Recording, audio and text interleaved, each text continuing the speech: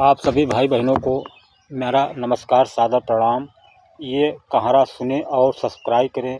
धन्यवाद। अरे कोरवा छोड़ो बालुमा, कोरवा छोड़ो बालुमा, होई गे भोरवा भिन सरवा कोरवा छोड़ दो बालुमा, होई गे भोरवा भिन सरवा कोरवा छोड़ दो बालुमा।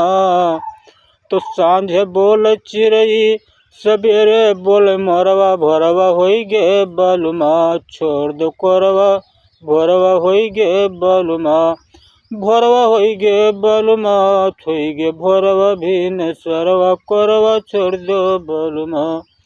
हे कोरवा छोड़ दो बालुमा, कोरवा छोड़ दो बालुमा, होई गे भोरवा भिन सरवा कोरवा छोड़ दो बालुमा, होई गे भोरवा भिन सरवा कोरवा छोड़ दो बालुमा।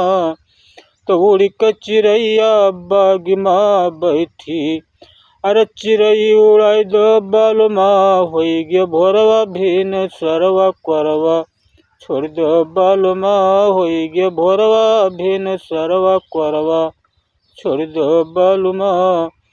हे कोरवा छोड़ दो बालुमा, कोरवा छोड़ दो बालुमा, होई गे भोरवा भिन सरवा कोरवा छोड़ दो बालुमा, होई गे भोरवा भिन सरवा।